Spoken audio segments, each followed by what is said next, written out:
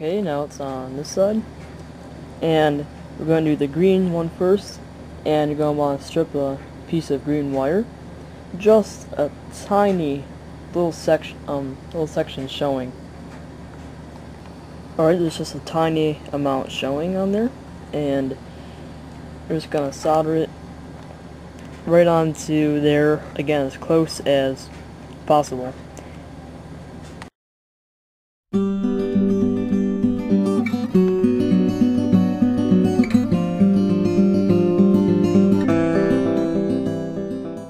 Okay, so after soldering that, now you're going to want to bend it away from the red positive lead, because you don't want it getting accidentally soldered onto the red one as well, because if you don't have operating signals, you don't want both on at the same time. Alright, now using some gap filling CA, the same things you use to install the LEDs, just make sure that the wires are not hanging from the solder joints. You're just going to want to make sure that they're hanging by the, or like they're holding on to the signal itself and not the solder joint, because you don't want the solder joint getting too pulled on, because then it'll just fall off. Okay, just put the CA on and just go on and let it dry for a while. And make sure that your green wire, again, is not touching the red one as it's drying. One thing that I do a lot is use this Instaset stuff, accelerator, and just give it a quick spray, and it's instantly dried. I really like that stuff. Okay, now you want to do the same procedure as you did with the green wire, except just with the red one.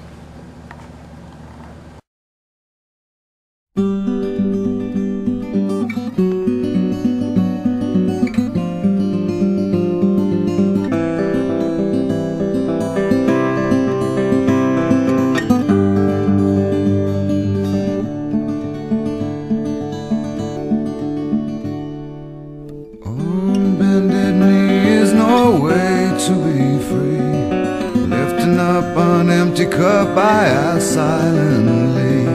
All my destinations will accept the one that's me, so I can breathe. Circles that grow and they swallow people whole. After lives they say goodnight to wives they'll never know. Okay, and now, as the same thing with the negative lead, you just want to cut both of those off, and make sure not to cut the actual wires off. I've done that before. Alright, now after doing that, you're going to want to put some CA on the red wire as well. So again, it's not hanging on to the solder joint, but it's hanging on to the signal body. Alright, this is optional, but I highly recommend you do it. We're going to use some polyscale night black, or really any flat black paint that matches the signal, and we're just going to paint the entire back black. It's kind of hard to say, back black. You're going to paint like right to there, so any wires visible at the layout, like on top of the layout, you can't really tell that they're colored, they'll just look black.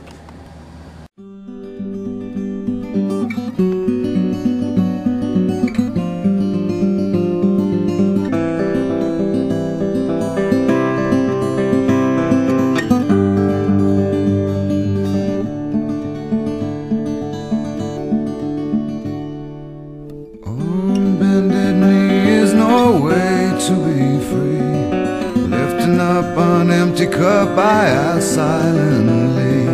All my destinations will accept the one that's me, so I can breathe. Circles that grow and they swallow people whole. After lives they say goodnight to wives they'll never know. A mind full of questions and a teacher in my soul, and so it goes. Alright, so now you want to strip and tin all three of the wires on the end of the signal. Okay, now that all three wires are stripped and tinned, we are going to add the resistors on, and these will drop the voltage from 12 to 1.5 volts so that the LEDs won't just blow up. So we're going to be using one for every LED. So just pop 2 out of the little case thing here, and you're going to want to tin one end of the resistor. It doesn't matter because of polarity. Okay, both resistors are tinned, and again, it doesn't matter what side you go on because resistors have no polarity. And now we're just going to connect both of those tin sides, or one of the tin sides, and connect it to either red or green. I'm just going to connect one to red and one to green. Okay, so both the red and the green have a resistor on them, and the negative for each will be your black wire. So you just have 3 wires. If you're not that good at wiring and you don't want to do the 3-wire system, I guess you could do 4 wires, but your signal would look a lot worse.